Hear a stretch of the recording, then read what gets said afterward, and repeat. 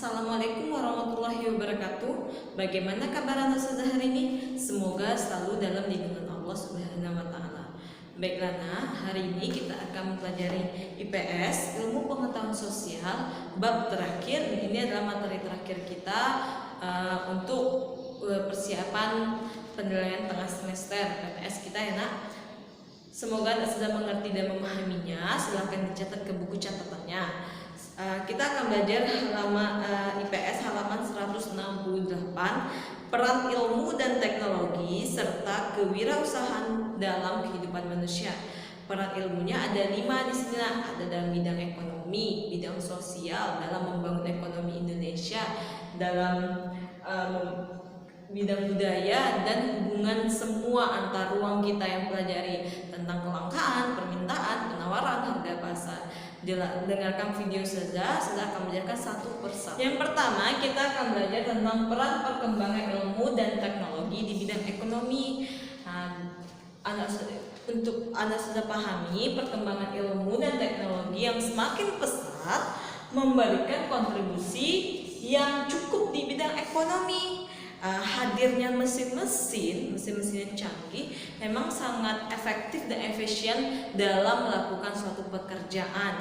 Contohnya nih, di sebuah pabrik biasanya zaman-zaman dulu dalam pembuatan sebuah makanan yang bekerja adalah manusia, dari mulai pemetikan, pemilihan yang baik. Contohnya aja dalam pembuatan minuman.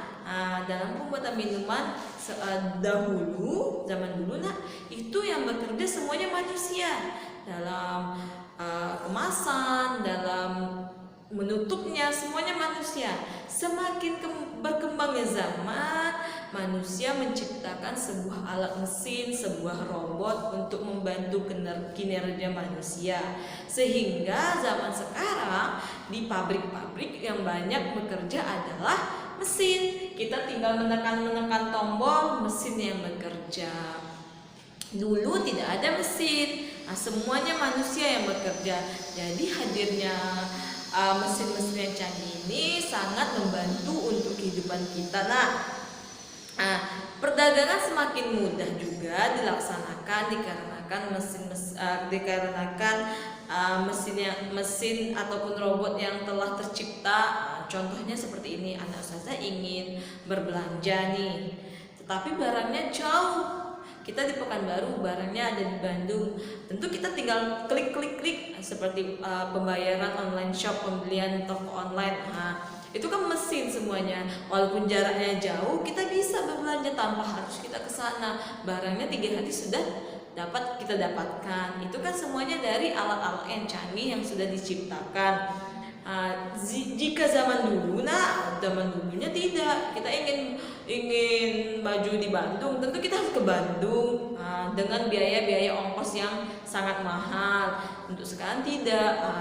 Walaupun tempatnya jauh, selagi mesinnya bisa berfungsi, alatnya bisa berfungsi, kita bisa menggunakannya. Tetapi mesin yang canggih itu mampu menggantikan tenaga kerja manusia, tetapi kreatif dan inovasi manusia tidak bisa digantikan oleh mesin ataupun robot. Contohnya nih, anak Ustazah sangat kreatif, pandai. Mesin tidak akan bisa. Contohnya aja, anak Ustazah membuat mesin. Mungkin suatu hari nanti anak Ustazah akan ada membuat sebuah alat yang canggih. Apakah bisa robot itu membuat seperti anak Ustazah buat? Tidak. Manusia bisa digantikan oleh mesin dalam pengerjaan, dalam tenaga kerja, tetapi dalam kreatif dan inovasi manusia tidak bisa digantikan ya, Nak. Itu dalam peran bidang ekonomi. Lanjut kita dalam bidang sosial, peran perkembangan ilmu dan teknologi di bidang sosial. Pembentukan pola pikir seseorang terhadap lingkungan sosialnya tentu berbeda-beda ya, Nak. Contohnya saat sekarang ini, di masa pandemi COVID-19 ini, kita lebih banyak menggunakan handphone dan jejaring sosial ke dunia maya. jarang sekali kita untuk bertemu, karena itu salah satunya juga sangat dilarang, tidak diperbolehkan. Sebelum masa pandemi ini pun dulu juga semakin canggihnya mesin sehingga membuat jejaring sosial, contohnya Facebook, Instagram, WhatsApp, Twitter, BBM, apalagi Snapchat, WeChat, Line. Semakin banyaknya jejaring sosial, media sosial telah kita gunakan, semakin sedikitlah kita berteman ke lingkungan dunia nyata, ke teman-teman kita yang dunia nyata. Kita lebih banyak bergaul tentang ke dunia maya, sedangkan terkadang kita berteman dengan orang yang tidak pernah kita kenal. Kenapa? Karena jejaring sosial tadi, karena media sosial tadilah yang membuat kita bisa berhubungan, berinteraksi dengan orang yang sangat jauh ataupun orang yang tidak pernah kita kenal sama sekali. Tetapi untuk dalam itu kita harus bisa memilah-milah, karena dalam bidang sosial ini dapat efek negatif dan efek positif. Efek positifnya apa? Kita bisa bersilaturahmi, kita bisa mengobrol, kita bisa membalas chattingan dengan teman kita yang jauh, teman kita yang jarang kita jumpa, ataupun saudara kita yang sangat jauh. Tetapi dalam efek negatifnya kita kurang bersosial di lingkungan yang nyatanya. Kita terlalu banyak ke dunia maya. Itu sangat prihatin ya Itu anak saya jangan terlalu sibuk ke dunia maya, fokus tetaplah ke dunia sosial, dunia nyata, agar kita merasakan arti kehidupan sosial, arti saling membantu. Ini ketika teman sakit kita hanya bisa balas chat, semoga cepat sembuh, semoga cepat sembuh, semoga cepat sembuh. Sedangkan ketika kita dunia nyata, ke sosial, ke ruang lingkup kita yang benar-benar nyata, yang kita melihat teman kita itu sakit, tentu kita sangat membantunya, sangat menolongnya ketika dia kesusahan. Itu sangat diharapkan ya Jadi kurangilah untuk memegang-megang handphone untuk dunia maya, sering-sering bersosialisasi. Kita lanjut. Karena yang ketiga dalam bidang budaya. Sebenarnya dalam bidang sosial dan bidang budaya serta bidang ekonomi sangat berhubungan erat. Contohnya dalam bidang budaya ini, semakin pintarnya kita menggunakan internet, semakin luasnya jejaring internet ini, kita bisa mengetahui informasi-informasi apa yang terjadi di dunia luar. Contohnya di negara-negara yang lain, negara Asia Timur, Asia Barat, negara-negara yang lain, kita bisa mengetahuinya dengan internet saja. Bisa kita klik. Perkembangan zaman sekarang ini keluarlah semua di situs-situs internet, sehingga kemudian mengakses informasi dari seluruh belahan dunia, menyebabkan semua orang bisa mengetahui perkembangan zaman. Kita bisa mengetahuinya. Tetapi perlu kita pilah-pilah juga. Kita tidak perlu harus semua budaya kita harus mengetahuinya. Kita harus memanage-nya juga. Yang mana yang baik untuk kita tiru, yang mana yang tidak baik untuk kita tiru. Yang baik gak apa-apa kita tiru, yang tidak baik janganlah kita tiru. Itu perkembangan dalam bidang budaya ini sangat pesat. Contohnya dalam budaya pakaian, cara bicara, cara makan, pola konsumsi, dan dalam musik. Contoh di dunia barat, di dunia ala-ala Perancis, itu mereka makan berdiri. Kita tidak perlu menirukan untuk makan berdiri, karena Rasulullah menganjurkan kita makan untuk duduk. Jangan kita tiru untuk makan berdiri. Dalam segi pakaian, berbusana, kita tidak perlu meniru mereka. Cukuplah kita meniru apa yang diajarkan oleh agama kita. Perlu Anda sudah ketahui dalam bidang budaya ini, apakah ada dampak positif dan dampak negatifnya? Tentu ada. Dampak positifnya kita bisa mengetahui perkembangan zaman, permasalahan di daerah-daerah. Tetapi dampak negatifnya, sering sekali kita melihat bagi orang-orang barat itu, jika kita menonton televisi mereka memperbolehkan untuk minum minuman keras. Itu jangan kita tiru. Itu harus kita buang-buang yang dampak-dampak negatif, tirulah dampak positif. Contohnya kegiatan belajar mereka yang semangat, cita-citanya mereka yang penuh perjuangan, pantang menyerah, cukup itu. Selainnya jangan, nggak usah kita tiru. Selanjutnya yang keempat, dalam membangun ekonomi Indonesia. Menjadikan kita melakukan sebuah perubahan, menjadikan kita sebagai wirausaha. Apa itu wirausaha? Wirausaha adalah seseorang yang memiliki sebuah perusahaan baik kecil maupun besar. Jadi orang yang memiliki sebuah perusahaan yang baik ataupun kecil itu dinamakan wirausaha. Apakah perusahaan yang harus berkantor-kantor? Tidak perlu. Dia yang mendirikan sendiri sebuah toko, atau seperti toko ya nak, seperti orang penjaga, pemilik toko. Nah, dia yang memiliki toko itu, dia tidak perlu diatur. Dia tidak ada yang mengaturnya harus bangun jam sekian, dapat gaji sekian jika dia bangun, tidak, karena dia pemilik tokonya. Jadi dia yang mengatur semua manajemennya, ataupun orang kantin. Ketika orang kantin itu kantin lah yang mengatur, yang ini berapa ini harga ini yang harus dijualnya sekian, harga barang ini yang harus dijualnya sekian. Itu ada wirausaha. Tetapi kalau kita masih bekerja di bawah orang, itu kita bukan wirausaha, kita masih sebagai karyawan. Wirausaha itu orang yang tidak bekerja di bawah pimpinan siapapun, dia yang memilikinya, baik kecil maupun besar, itulah dia wirausaha. Dia tidak tergantung kepada siapapun.